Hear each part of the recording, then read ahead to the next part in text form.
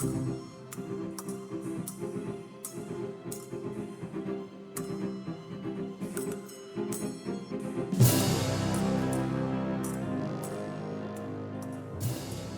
is the Saber Coach Kate podcast, where I highlight the great thinkers, athletes, and coaches in the dynamic sport of Olympic fencing.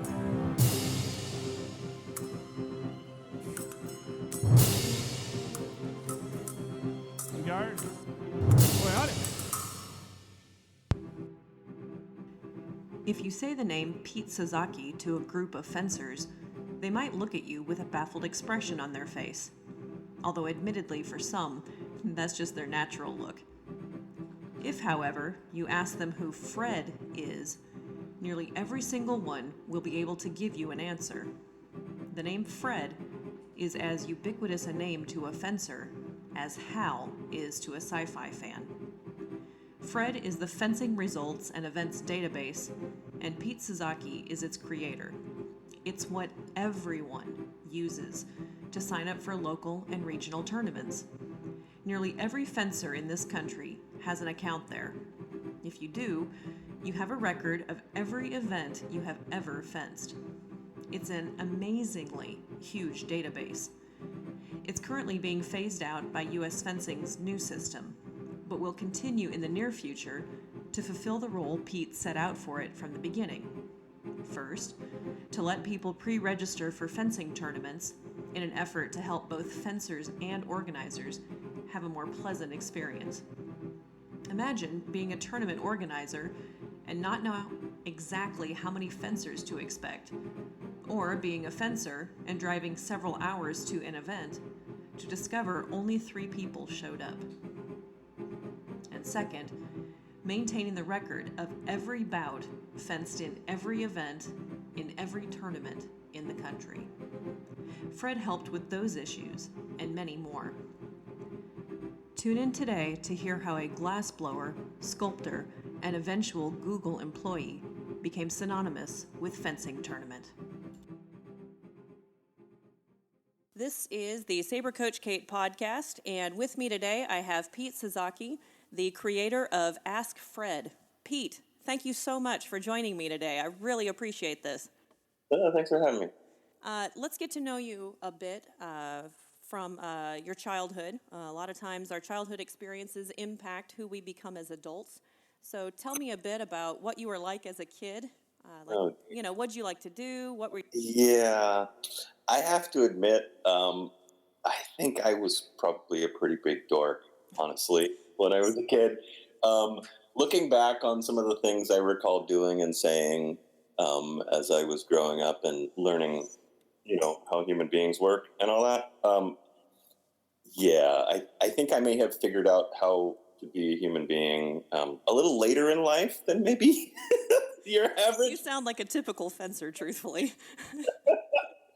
Well, I think you're probably right. There's probably a lot of fencers like that. Computer nerds as well. I think, that's probably fairly common. That's my only excuse.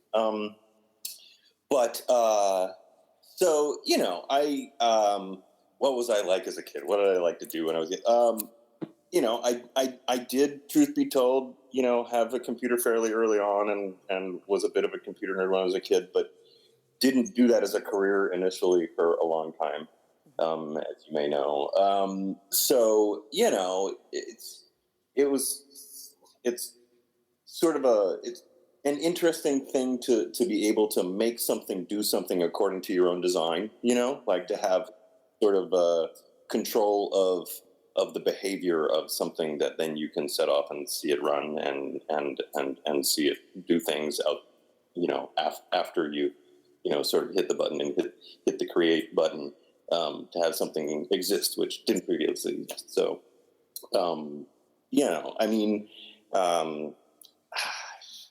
I grew up doing sports along with any other fencer you probably met. Didn't do fencing as a kid, found that later on in life, but played a bunch of soccer and basketball and baseball like any good red-blooded American kid. So I don't know, like what else in particular do you think is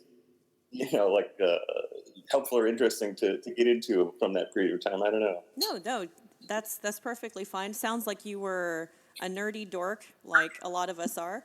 Uh, you liked to be athletic, and sounds like you were pretty creative, and also, at the forefront of technology. I mean, if you had a computer as a kid, I don't know any people that had computers at that age. It was always something at school. So Yeah, that's true. yeah. I bought one for myself when I was a kid. I was born in 1970, so people can do the math on, how old I might have been when I was, say, what year it would have been when I was. I don't even remember when it was I first bought that. It was a TRS-80 computer, um, probably 12, 13, 14, somewhere in that range. So, Wow. Uh-huh. but the other half of everything from when I was a kid, I've always been a maker of things, physical things, as well as, code, which I think honestly came a lot from my grandfather, my mother's father, who was the kind of guy to always make something before buying it or fix something before replacing it.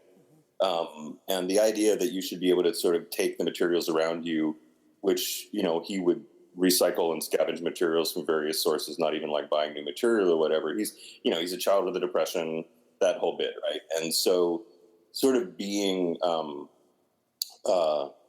repeatedly steeped in an environment where it's assumed that you're going to be able to make things and again, create things to exist that didn't previously exist. Sort of evolved. So that's, that happened in physical things as well as ephemeral things. Well, is that what led to you going to the Pilchuck Glass School and becoming creative in that way? It is actually. Early you mentioned the Horizons program as well. That was the first place I'd ever blown glass, which became, as you may know, a passion and a profession for about a decade. And so, yeah, I was interested I'd always made things out of wood when I was a kid and thought of myself. There were times when I used to think I would be a woodworker for a living and make furniture and whatever else, and that would be fun. And so did that kind of thing at this summer program up in Massachusetts for high school age kids. But the program there was you do two studios, two different materials, one in the morning, one in the afternoon. And so I was just looking at the catalog going, oh, it looks fun. Glass blowing, that's crazy. I'll try that. And became hooked very quickly. As any glass blower will tell you, it's a little bit like alcoholism, in the sense that, alcoholism isn't something that happens to you. It's like it's a disease you have, and the access to the alcohol merely enables you to, discover this disease, right? The same way with glass blowers. If you're the kind of person to get addicted to blowing glass, you're just that person. And when you by chance become exposed to it, then you get hooked. So I did that also at Pilchuck, as you say, which is an amazing program that runs up about 50 miles north of Seattle in the summers, and is basically summer camp for adult artists. That's really cool. It's super awesome. You go there for like 2.5 weeks and forget the rest of the world exists, and make incredible friends with people from all over the world. Like worldwide, people come to teach and learn there, and just eat, sleep, drink, and work glass for a very intense period of time. Met a ton of awesome people there. Became very important in my later life and career and so on. Wow. That's very cool. So.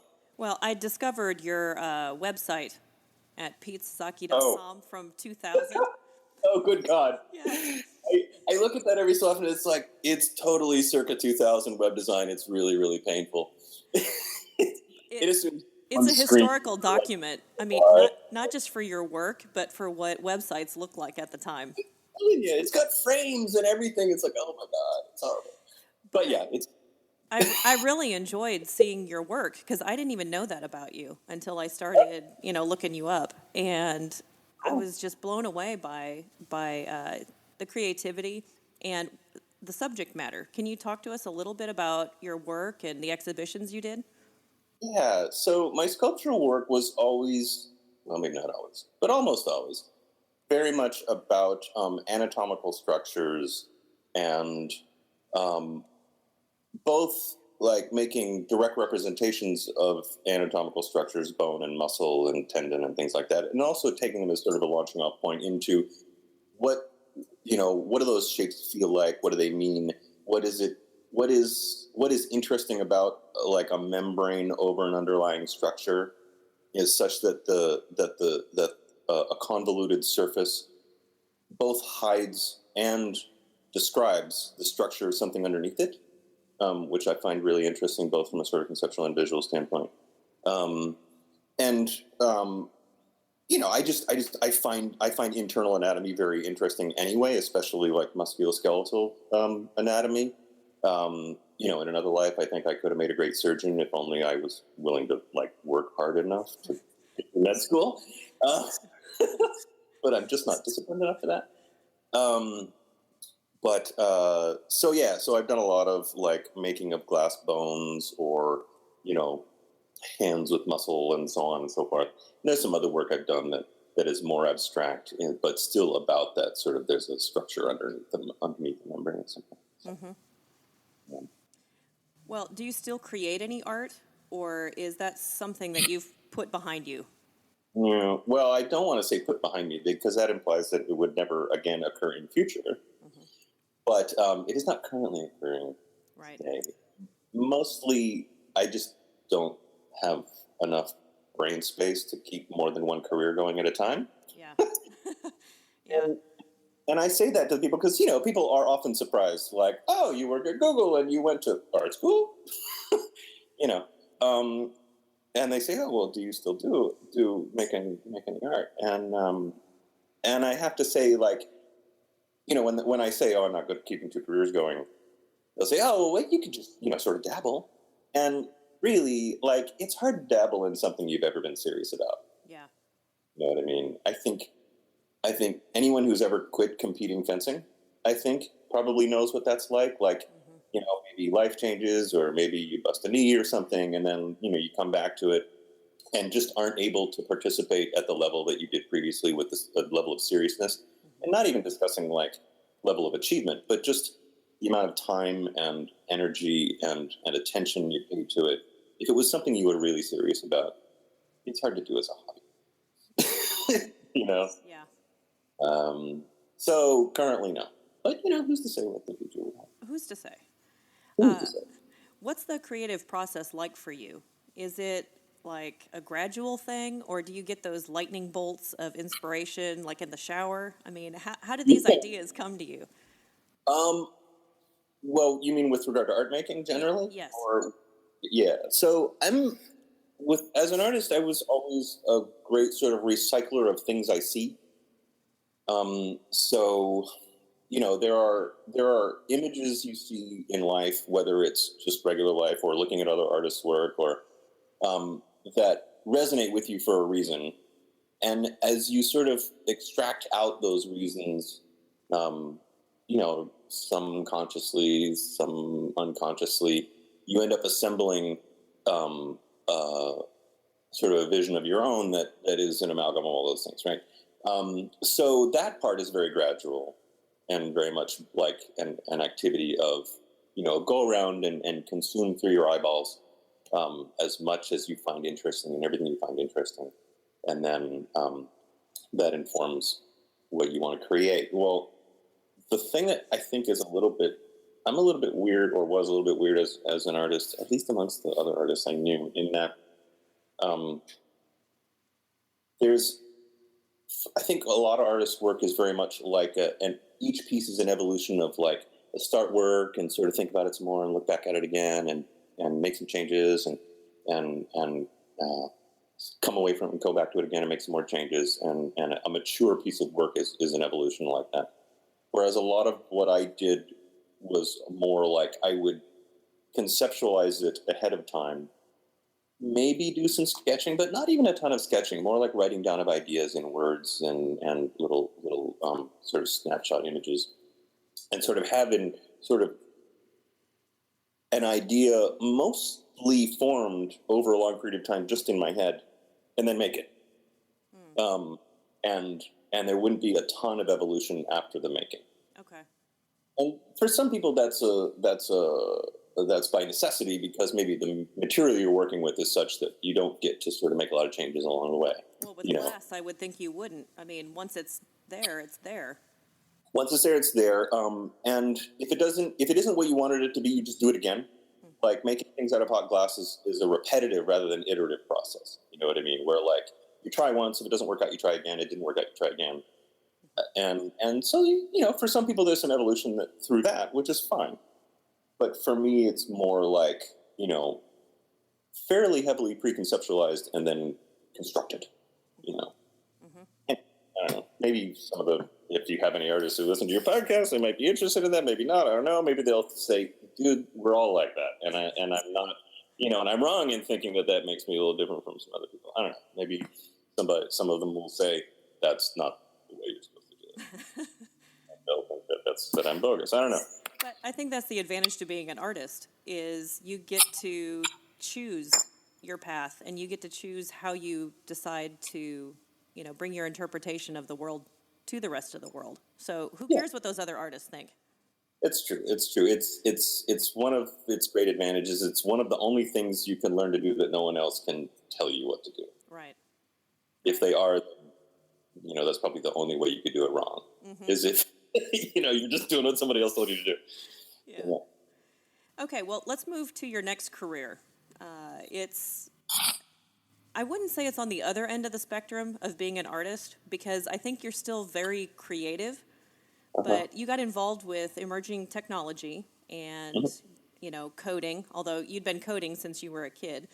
But how is coding like creating a piece of art for you? It's a question I get asked a lot, as you might guess. And I always say the word creative can be interpreted two different ways. You can say the word creative and mean something exists which did not previously exist. That's a creative act. I have caused something to exist. You could also say creative means new or unexpected or different, strange, such unique in a way that stands a little bit aside of the fact of existence versus non-existence, right? And so, as a software engineer, I'm doing the former all the time, right? Systems work, they don't work. The code exists that didn't exist previously, and a product comes into existence which exists previously, and hopefully it's useful and people enjoy using it. But as an engineer, if you're doing an engineering task, and you do it in a way that is unexpected or unique or its own special snowflake, to use a term, then the next engineer who comes along will have no idea what the hell you did, and it'll be very difficult for them to maintain this system. They'll probably make mistakes. Right. Things will break. People will.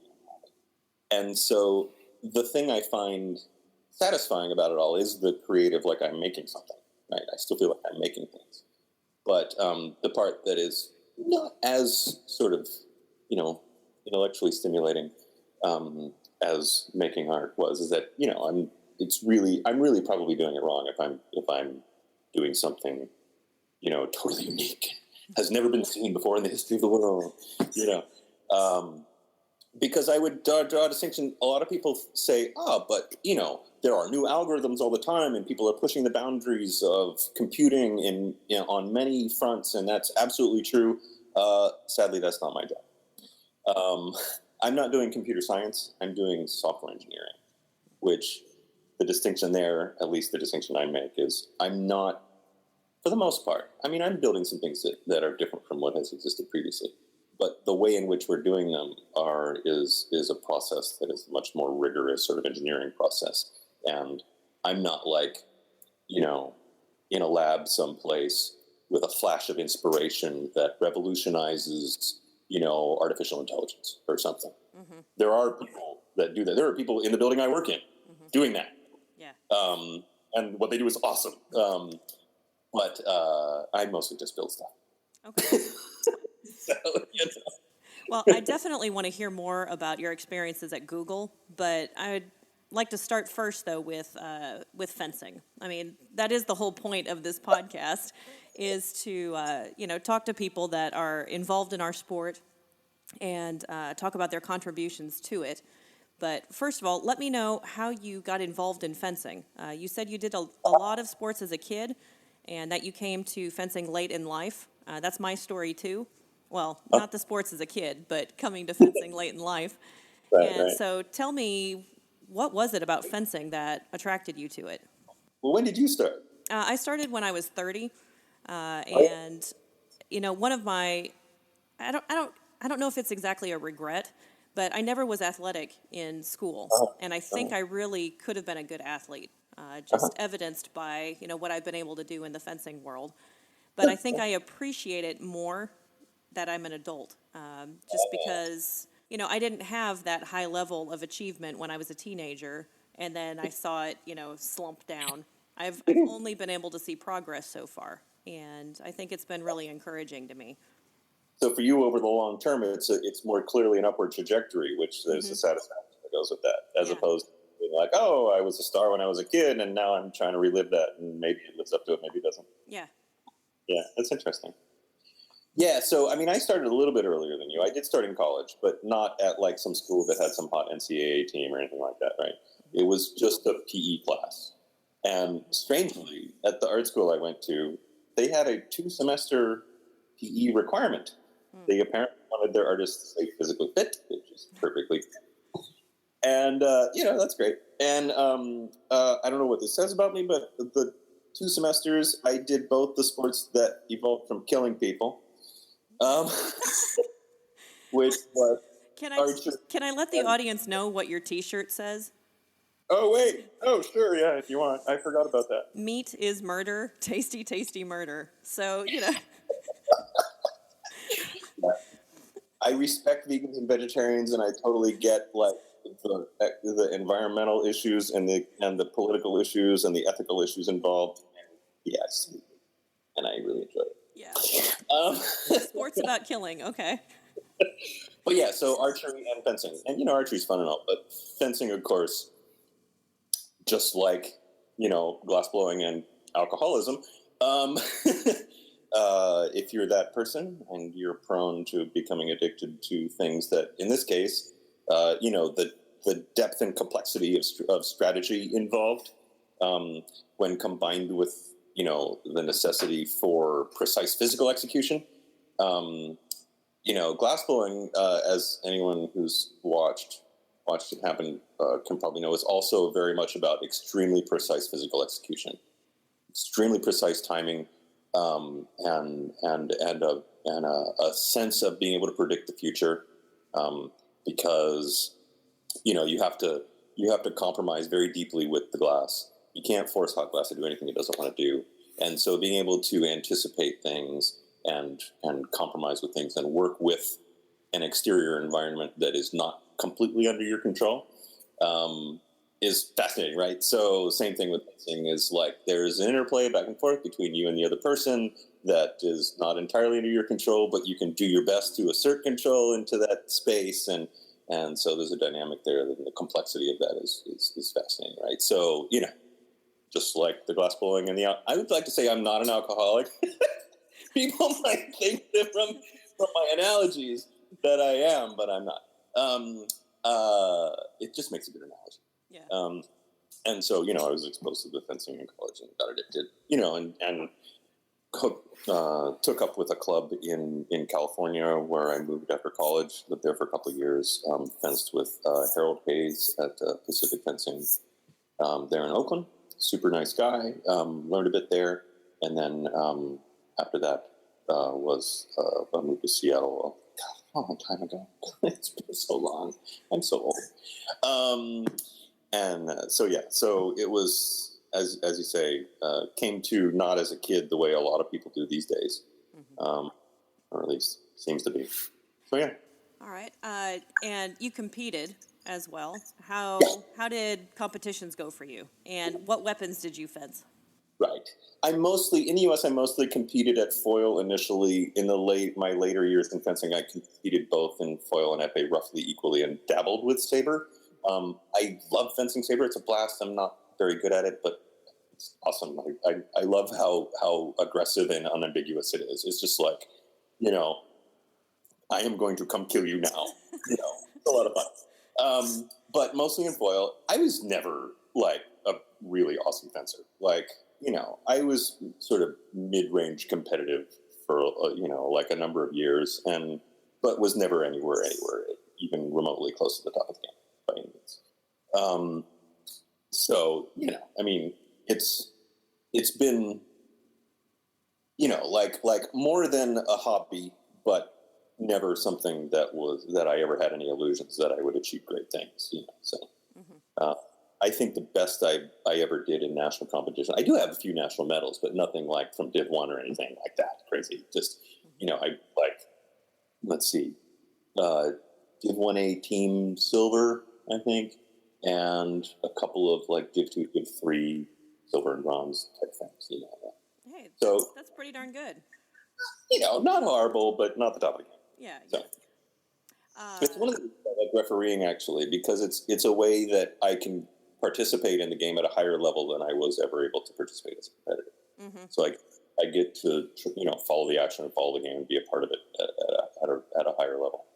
That's why you decided to become a referee. Well, truth be told, it's not the initial reason. The initial reason was I was a poor artist and couldn't afford to travel to competitions. Aha. So if you ref half the time and fence the other half, it's less expensive. Correct.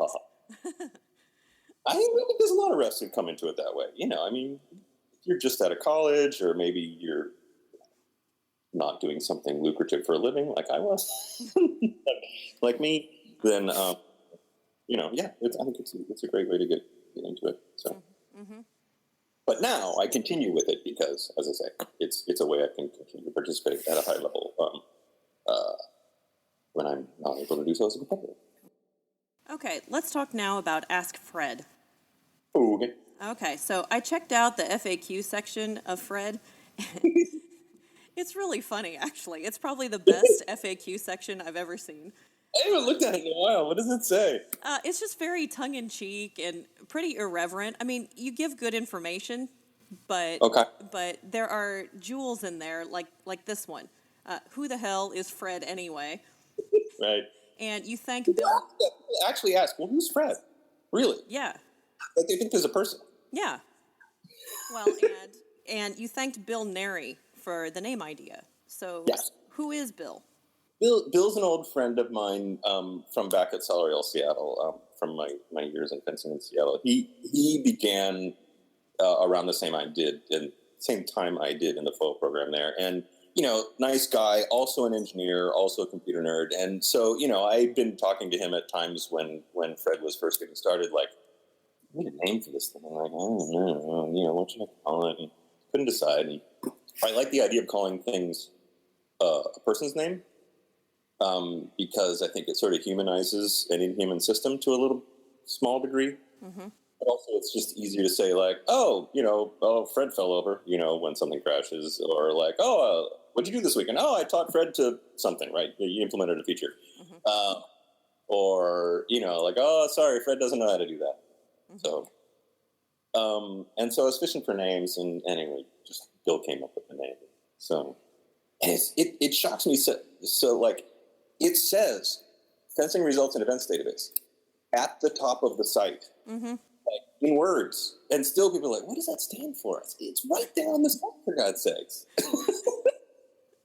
It's in the left-hand corner. Come on, guys. Well, and it's funny because parents that we have come to the club that are new to the sport, when they want to start signing up for tournaments, it's like, I got to tell you about Fred. And they're like, who's Fred? Fred person. Yeah. And I love it. There was once, actually, I was repping an RYC or an SYC, I can't remember. And I think it was Colorado Springs. And I'm going out to dinner with the other referees and stuff. And one of the other refs had a question for me about their event that they were running on Fred. And so I answered the question. And one of the other referees says to me, wait, is that you? you're Fred. I said, well, yeah, I'm Pete, but yeah, I'm Fred.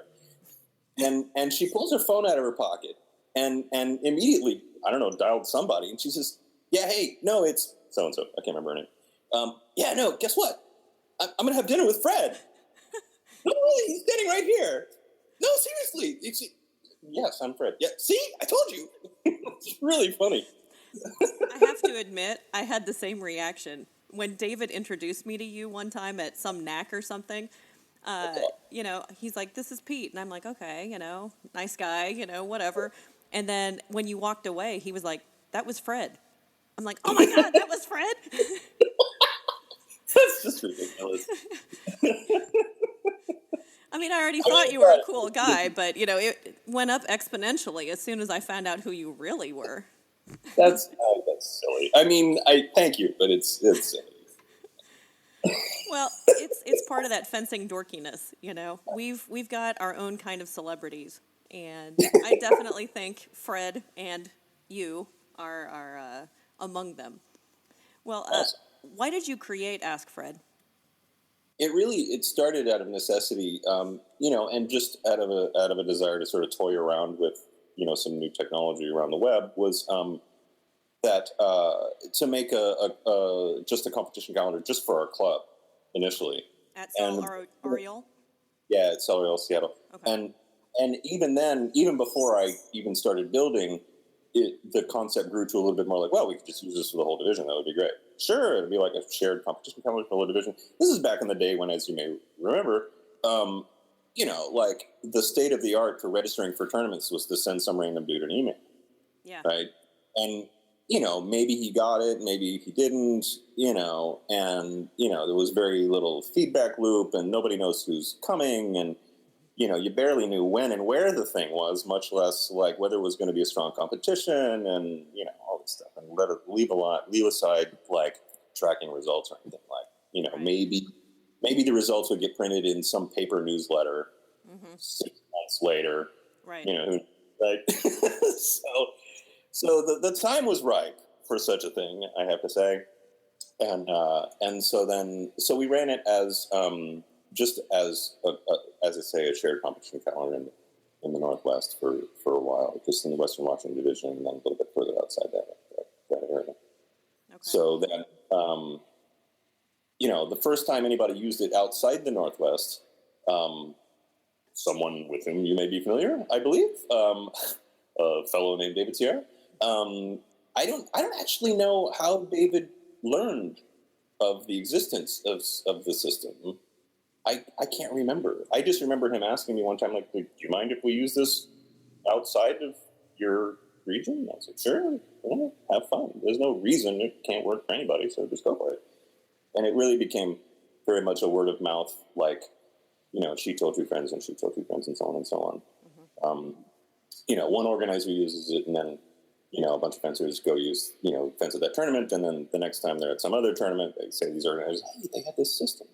Mm-hmm. And I never advertised it anywhere or never approached organizers to say, hey, could you please use this tool? It's totally organic. So, because, like I say, at the time, the state of the art was, today it's a totally different story. But at the time, the landscape was desolate and barren. David has talked to me about how, when you went to a tournament, you didn't know if only 3 or 4 people were going to be there or if it would be this huge thing. And so for tournament organizers, it was a nightmare because they never knew how many refs to hire. Right. Of course, right. I guess back in the day, it was all self-refed anyway. But, and too. fencers wouldn't necessarily show up because they didn't know if it was going to be strong. And so I think just that initial list, that who's coming list, yes. was vital to building up tournaments. Totally. Simplest thing imaginable. And, this is not rocket science. There's no amazing conceptual leap there, but hugely impactful. Absolutely. Mm-hmm. And, we see it here in the UK that, like, only recently, only in the last couple of years here in the UK, are organizers realizing this, or at least, making use of a system that would show us, registrations in real time. And, it's a whole, it's shocking, since we've had this system in the U.S. for years. So. And one of the features that you added in eventually was how it can talk to fencing time. Oh, yes. So, can you tell me about how you came to collaborate with Dan Burke and fencing time?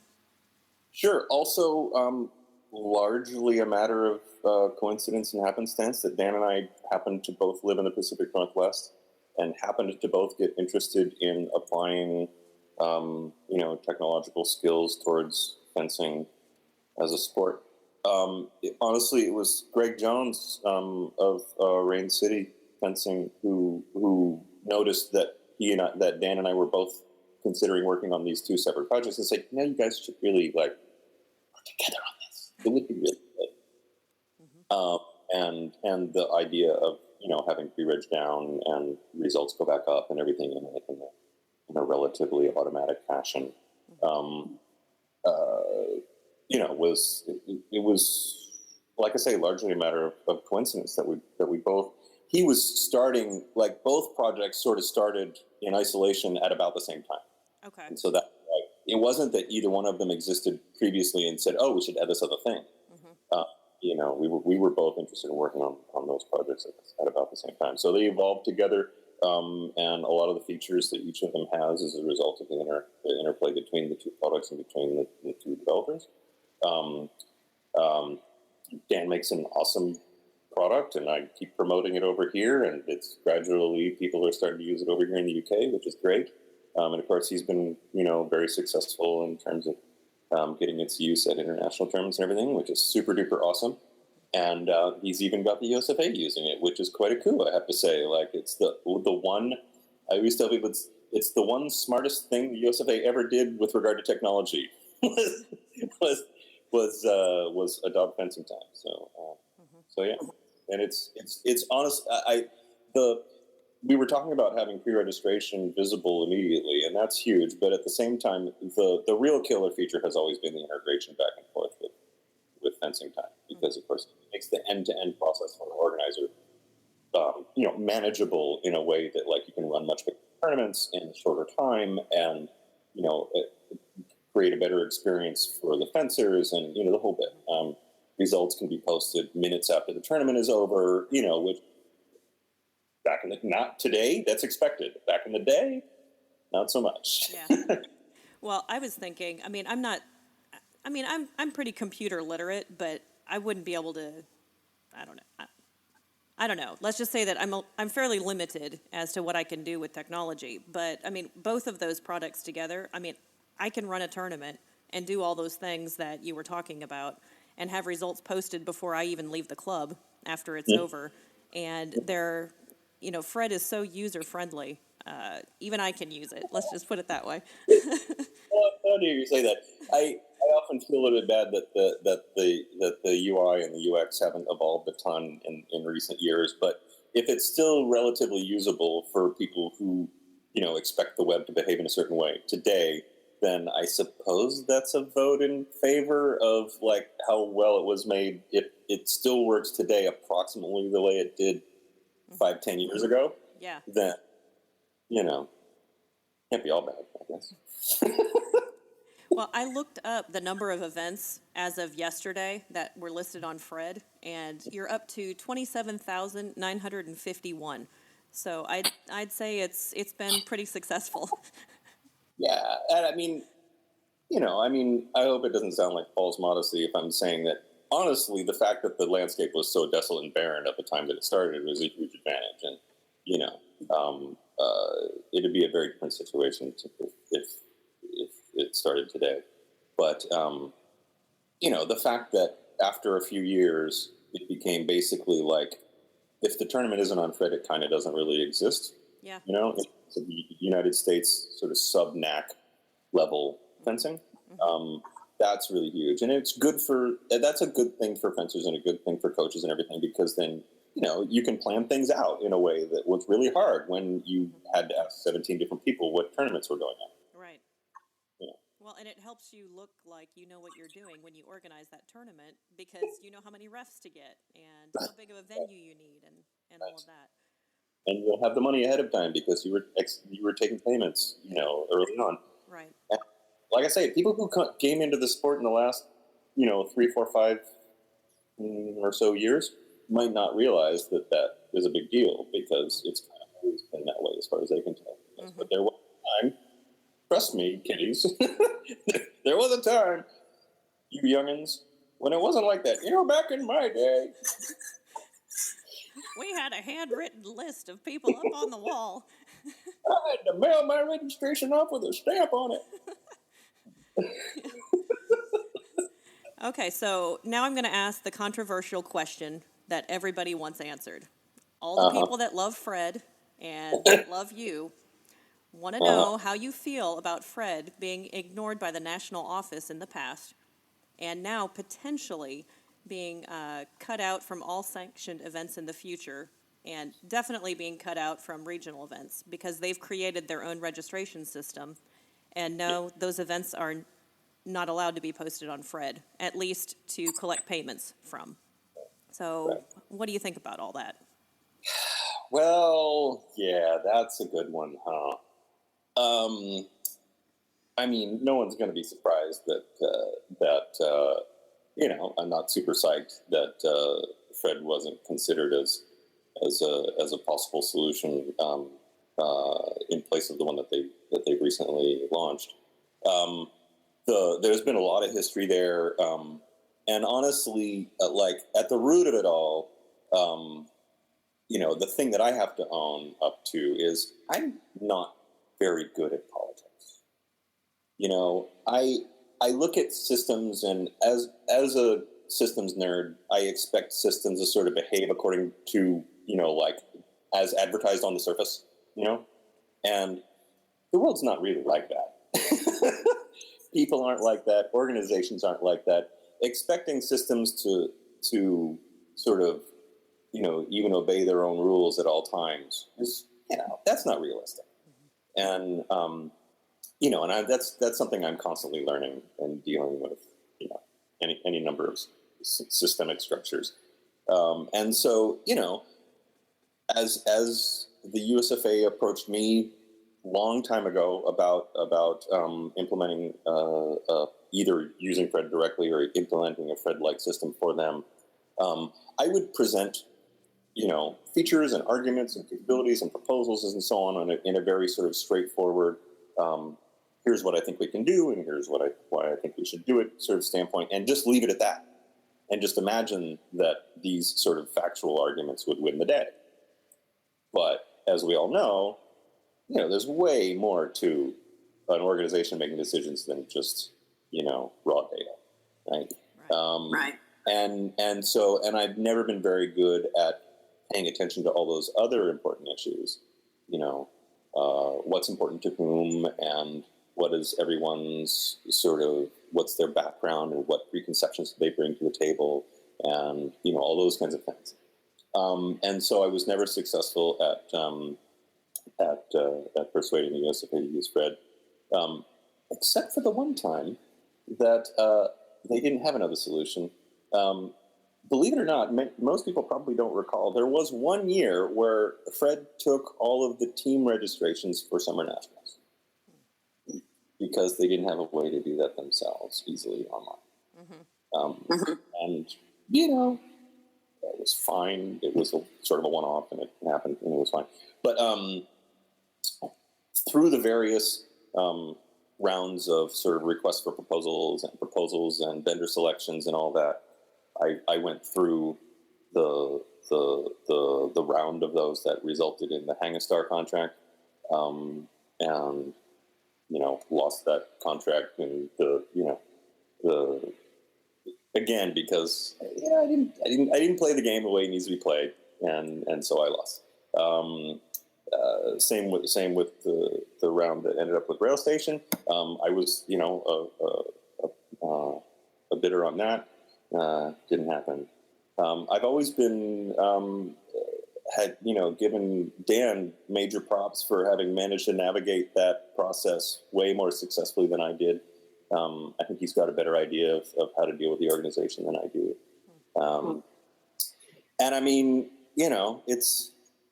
I've had more conversations with the USFA recently than I have in a long time, because of course now we have to figure out how we're going to make this sort of transition between people using Fred and people using their system work in a way that continues to serve the community's needs. I mean, as mentioned before, the origin of Fred and all of its evolution has always been, the fencing community needs something, so let's build it. From its inception and its evolution through all of the feature additions and everything, whether it would be integration with fencing time or automatic points calculations, or just the fact that you can take payments through the system, or any number of other sort of, like custom form fields you can add to your pre-registration. You can take pre-orders for t-shirts and whatever else, right? All of these are things that someone asked for. It was directly demand driven from the community.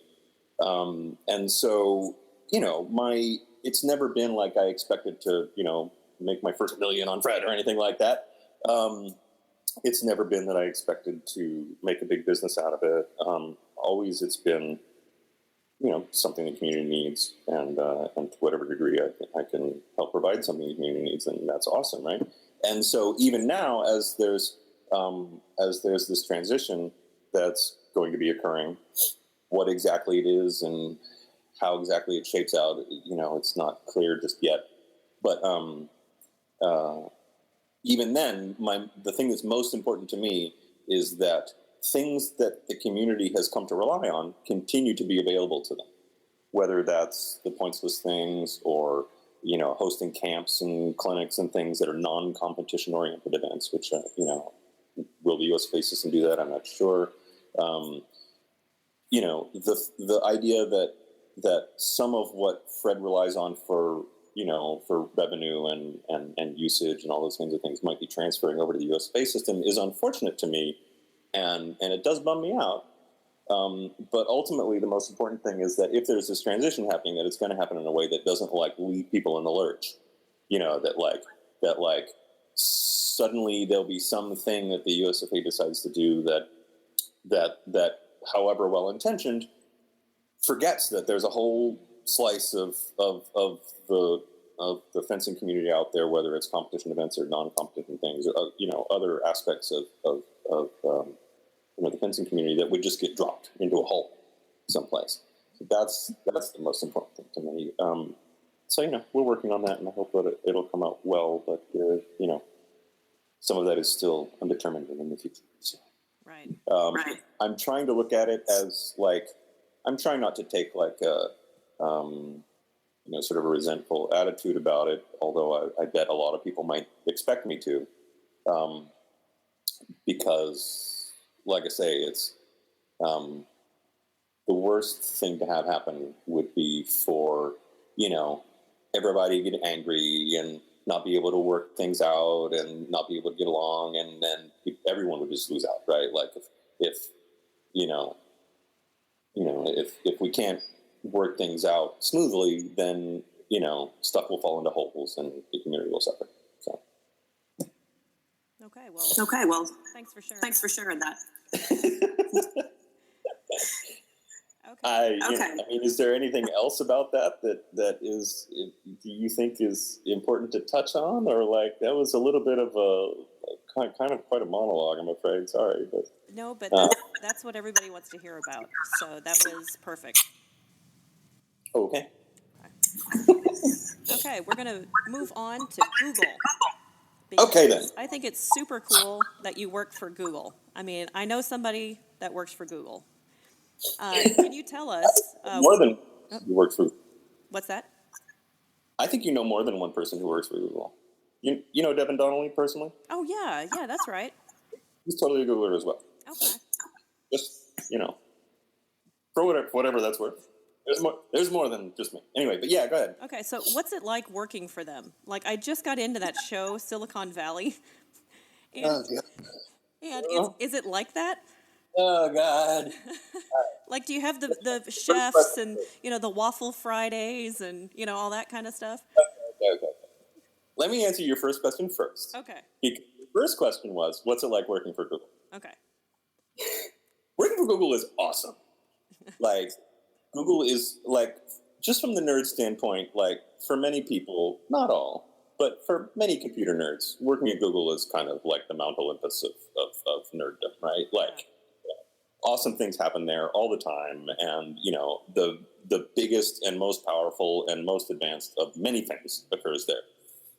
Many occur other places as well, but and you know, Google is really good to their employees. You know, like it's a very advantageous place to work. You know, as a software engineer.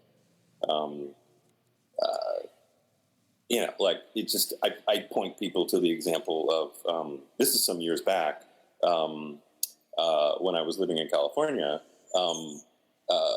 My mother had a health issue that needed taken care of, and so she needed some help. And I said to my manager, my mom needs me. I'm going to go to Michigan, and I'm not sure exactly when I'm going to be back, but you know, it's not going to be next week for sure.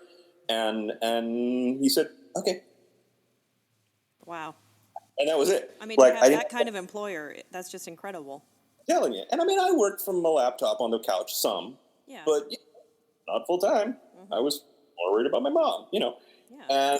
And that was totally cool. And I came back, I can't even remember how many weeks or months it was later, and everything was totally fine. That's great. that was policy, mm-hmm. You know. So it's a great company to work for. With regard to your second question about Silicon Valley,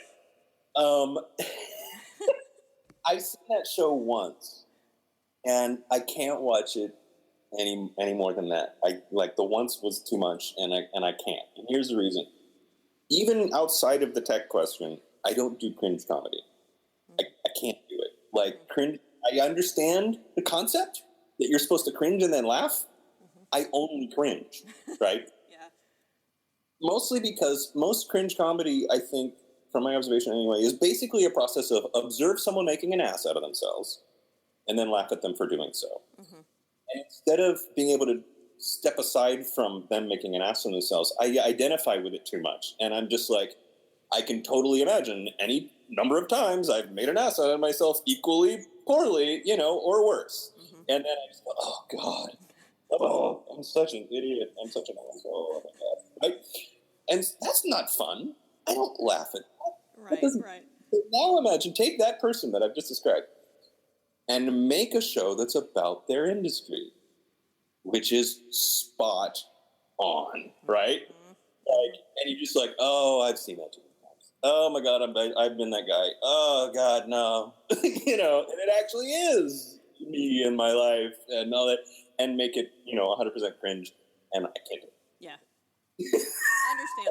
Understandable. So I guess the answer to your question is, it's pretty spot on. To the point that it makes you uncomfortable. Yeah, I mean, of course everything's exaggerated on TV, because that's, right. Of course they are, but they're starting from a basis of pretty firm reality. Yeah. Well, and thanks to your employment with Google, now you have the opportunity to live in another country. You're currently talking to me from England. And, yes. And what was that transition like? You know, do you enjoy life in England? Are there things that you miss about the United States? Sure. No, I really love living in London. It's a great city. I usually tell people one of the things that I mostly enjoy about the difference between living in the UK versus the US is the depth of history here. Mm-hmm. There's a much deeper, both. I mean, obviously, just the record of history is much deeper back into the past here than we have as, you know, white people in the US, right? But it's a shared history. So much of the history that they have a connection to and celebrate here is our history, and, you know, as Americans, right? So that's interesting. But even culturally, I think they remember and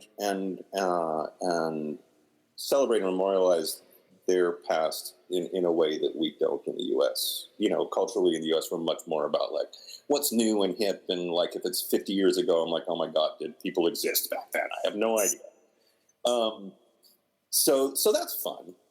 They've got this neat thing here around England, mostly in London, I think, but there's some outside London as well. These the blue plaques. I don't know. Have you ever been to London? Yes. I can't remember. Yes. Okay. Do you remember the blue plaques? Did you see it? The street sign things?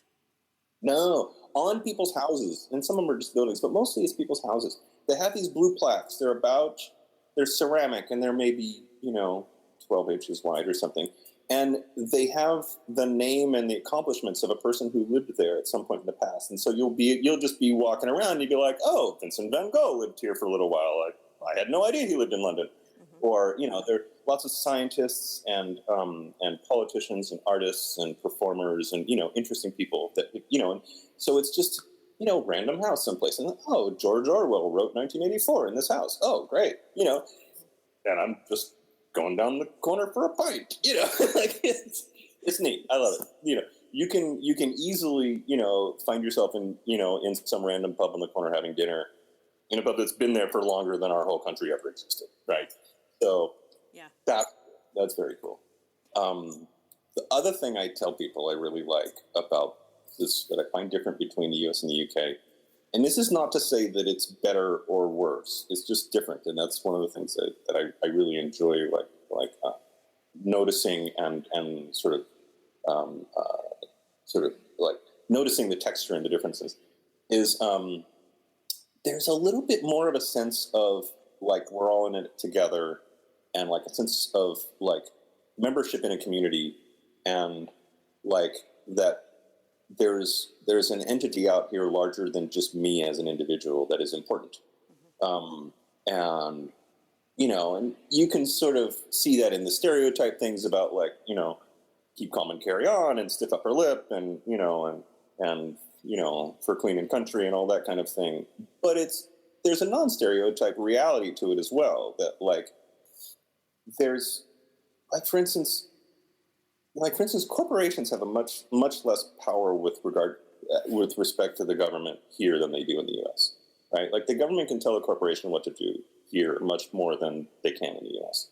And the reason for that is because there's this sense of like we're trying to protect the consumers and the general public from a corporate entity that can't be relied upon to behave in an ethical manner because it's a corporation and it's out for profit and that's what corporations do.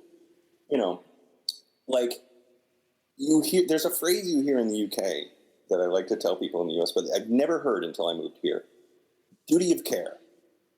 Like and it's used in many contexts, whether it's government or schools or prisons or care organizations for the elderly or all those kinds of people where they have a duty of care towards a population, whether it's students or citizens or customers or, all those kinds of things that like, that as an entity with responsibilities, one of your responsibilities is to take care of the people who rely on you, which seems pretty basic and obvious, right? Yeah. But nobody says that in the U.S., at least not the way they do here. Mm-hmm. That's an interesting difference, I find, which I really appreciate. Plus, it's just awesome being in London. You're like a stone's throw from the rest of Europe. You can get on a plane any old weekend, and like be in Paris or, Barcelona or Berlin or whatever in like an hour or two.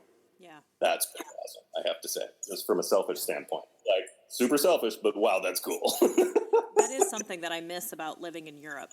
Because I was in France for 2 years.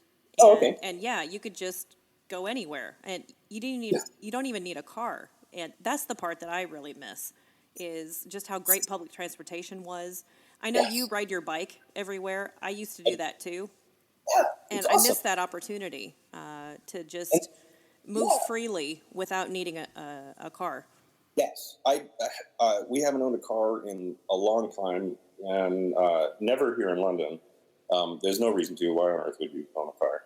It's crazy. The public transportation, as you say, is great. The tube is awesome. When I go to New York and I have to wait 10, 15 minutes for a train, I'm like, oh my God, you gotta be kidding. The tube, it's there in 2 minutes. Yeah. Most of the time. Yeah. If it's 4 minutes, like, oh, really? 4 minutes? Oh. Stiff upper lip, Pete. Stiff upper lip. Right. That's right. We're going to get through it. We're all in this together. It's going to be 4 minutes. We'll survive. Totally. No, the ease of moving around, it's you don't just hop on a train and get wherever you want to go when you're in the U.S. It's a much more involved process. Yeah, it sure is. It sure is. Well, let me use this as a way to transition to my final set of questions. We've been talking about Europe and, how important it is to both of us. France really made an impression on me and marked my life. And so I have a series of questions that I like to ask at the end of my podcast based on one that Marcel Proust came up with. And James Lipton adopted them for his show Inside the Actor's Studio. And so I'm gonna ask you 10 of them. It's a mixture of both lists. Okay. Okay, so first of all, what's your favorite word?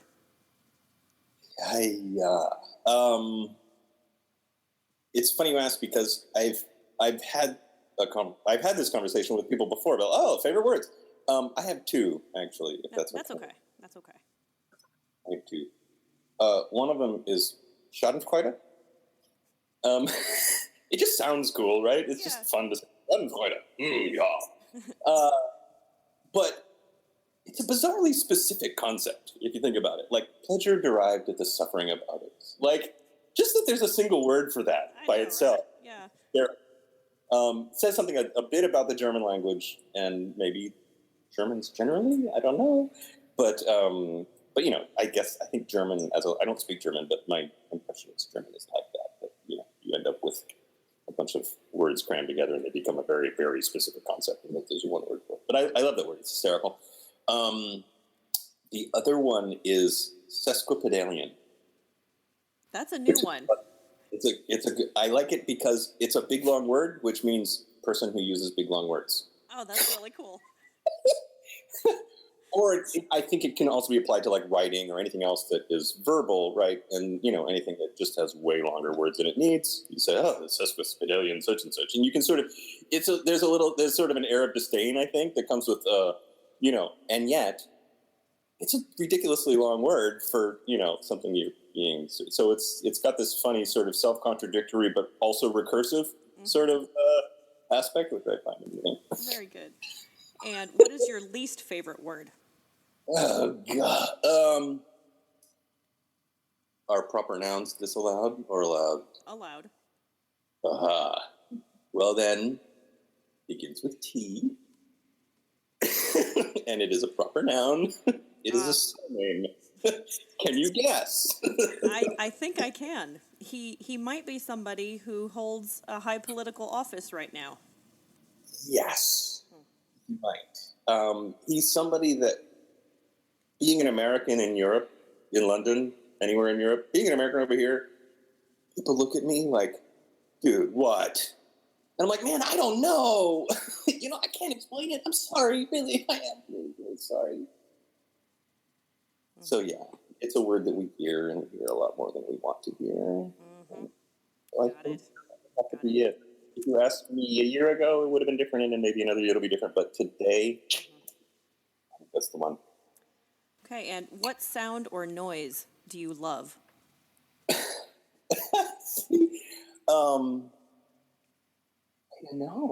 a toughie, honestly. I'm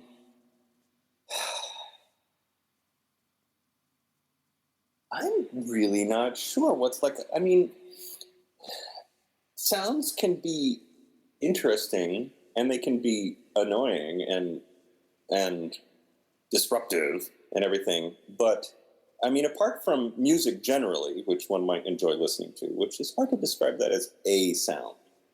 You know what I mean? Mm-hmm. If I were to say, the sound of any given band or whatever that I'm a big fan of, that'd be fine. But I don't know if that's really quite what you're asking.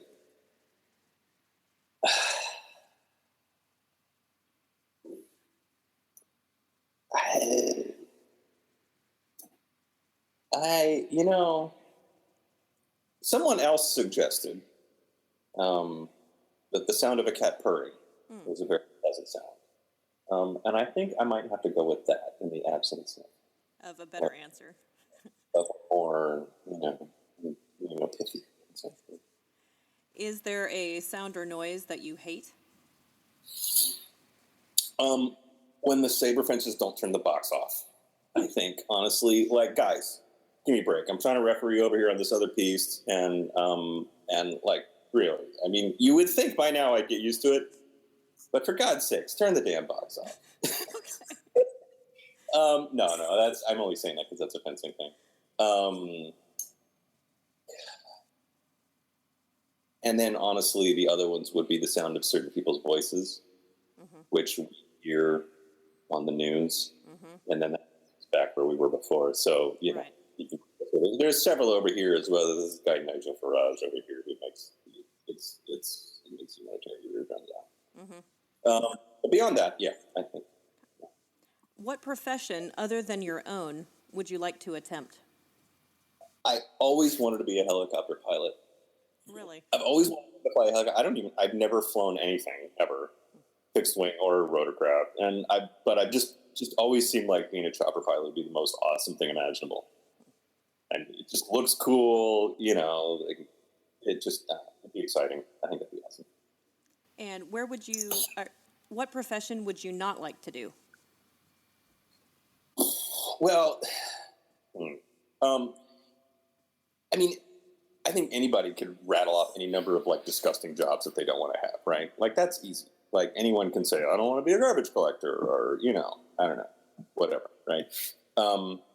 But the more interesting answer here would be, like, the thing that most people would want to do that, like, for me is just like, no way, hell no. Which gets us back to the art making stuff is any kind of, like, stage actor or performing arts, you know. I mean, like, musical performance, if I was playing a musical instrument or something, I suppose. I used to play trumpet when I was a kid and piano and stuff. And so, you know, that would be okay, especially if it was in a group, so I can hide in the back.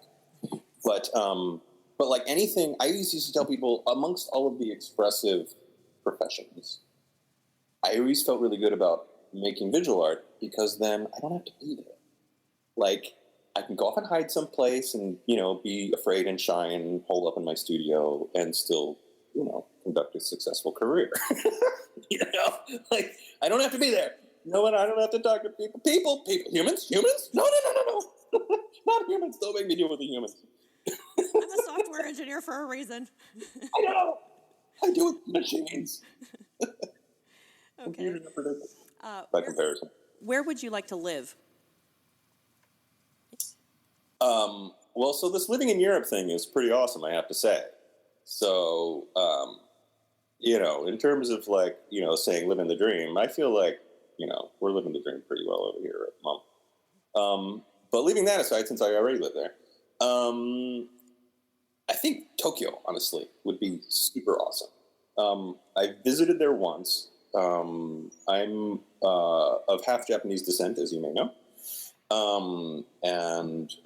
So, you know, there's a little bit of a, you know, sort of an emotional, sort of non-rational, like, you know, like some sort of, you know, sort of bass tone that sort of resonates, you know, when I was there before in a way that was really, really, and honestly, even if I wasn't Japanese, like the fact that, like moving here, everything is mostly the same. You know, they mostly speak English, as far as I can tell.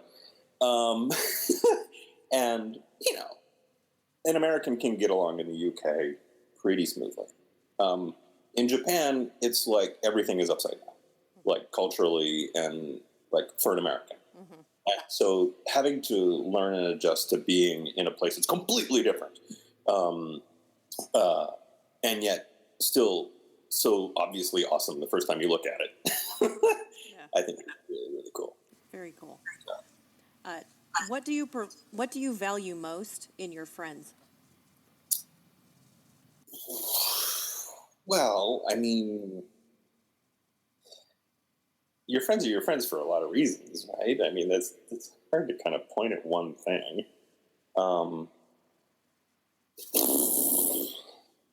But I guess if you were to say, like, what makes your best friends really like, what is it about them that characterizes that relationship? I mean, this is not, rocket science or anything particularly pithy or insightful, but, somebody who's got your back, like, all the time, right? That, like, no matter what, good or bad, whether they're behind you, not because of, what you said or did, but because of who you are, because they know you as a person and they know that you're a good person. And so no matter what, they're behind you. Even when what you're doing is maybe not something you should be doing. And then the way they have your back is by calling you on your shit and letting you know, like, in a way that is not just like, you're being an asshole, right?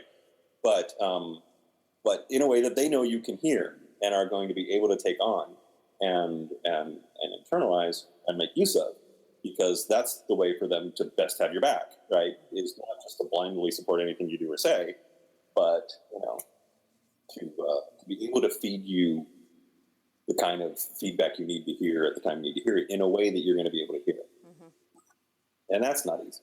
So anyway. Okay, who is your hero? Okay, are we talking like any realm here? Are we talking like fencing, or just anything? Anything. Okay. I think then it's probably Patti Smith. I don't know if you're familiar at all with the godmother of punk, but I've been a huge fan of hers for a long time, and I always used to say, I guess I still say, that if the concept of artistic integrity were to be born onto the planet as a human being, it would be Patti Smith. Because she's, from when she was a kid that didn't know shit to she's like 70 now or something, and has been there, done that 20 times more than you could think of, right? She's always been herself and with no compromises and like totally honest and doing things and making things however she thinks is the right way, and like artistic integrity and honesty, 100%. Her music, her photography, her writing, like, you should read, I don't know if you haven't read, you should read Just Kids, the book that's about her experience with Robert Mapplethorpe and their relationship and all that. It's devastating, but prose, but written in a very poetic way. Anyway, so yeah, I mean, I guess it'd be... Okay. And the last one, what is your motto? Well, it's not really my motto. I'm borrowing it, so I hope that counts. But it's borrowed from my grandmother, so I figured that's legit. She has been known to say, "You should always take life by the smooth handle," which implies there's like a rough handle or a spiky handle or some sort of other misshapen handle you could grab it by if you wanted to. But why make things that are already harder? Like, just take it easy, like, be calm, like, life is hard enough already. Let's make things easier on ourselves whenever possible. Let's not make things any harder than they have to be, okay? Aren't grandmothers the best? I know. It's great. Yeah, she's especially, if this is really her motto, I don't know, maybe she'd say her motto is something else. I don't know. I should ask her one time. But whatever it is she's doing, it's working, because she's 103 years old. Wow. Yeah, and came to visit here in London when she was 100, with my mom. So she's whatever she's doing, some of it's got to be right. Wow, sounds like an incredible woman. Yeah. Yeah. Well, Pete, thank you so much for this great interview. Fun. Yeah, it's been a lot of fun getting to know you better and to hear the story of Fred.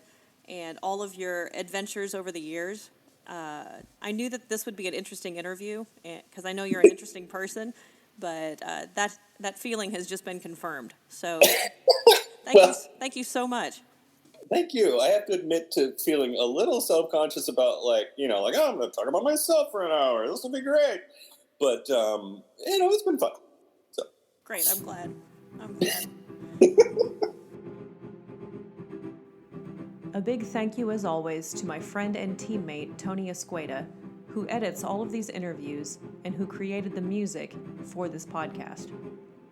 Thank you as well to my sponsor, Cutting Edge Fencing Center, for providing me with all of the swag, like the stickers, the patches, that I give out to people at national and local tournaments. Thank you as well to my husband, David Sierra, who's always very supportive of my crazy endeavors.